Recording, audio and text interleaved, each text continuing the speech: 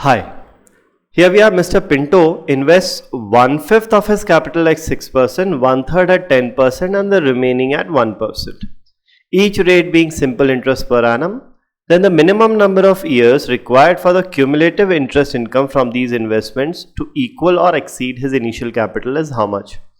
Now it's a very simple question. Let's do one thing. Let's assume the initial investment to be a number such that calculations are easy. Now we need to do 1/5 of the capital and 1/3 of the capital. So whatever the capital is, to make calculations easy, it should be divisible by 5 as well as 3. Hence it should be divisible by LCM of 5 and 3, which is 15. So let's assume the initial investment to be 1500 rupees. If the initial investment is 1500 rupees, 1/5 of it, that is 500, is invested at 6%. Okay. So now the interest on this 1/5, that is 500 as 600 will be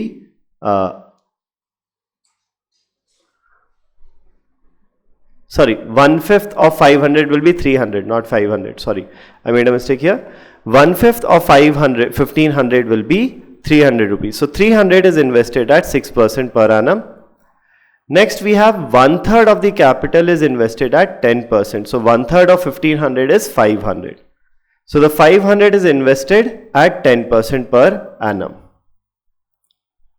Okay, this 500 is invested at 10% per annum. Now the interest earned on this 300 rupees at 6% per annum will be 6% of 300, which is 18 rupees. And the interest earned on the 500 at 10% per annum will be 10% of 550. So this is the interest per year on the first part, and this is the interest per year on the second part. So the total amount invested so far is 300 plus 500, 800. Out of 1500, 800 has been invested. So the remaining investment is 700, and this 700 is invested at 1% per annum. So the remaining investment 700 is invested at 1% per annum. So the interest per year on this part will be 1% of 700, which is 7 rupees. So this is 7 rupees per year. So the total interest earned in 1 year will be 18 plus 50 plus 7, which is 75 rupees. 18 plus 7 is 25, 25 plus 50 is 75. This is the total interest earned in 1 year. Now the question wants, how long will it take for the total interest to become equal to the initial investment or exceed it? So let's say, we know in simple interest every year is same. So if the interest for first year is 75, interest for second year will also be 75, for third year will also be 75, and so on.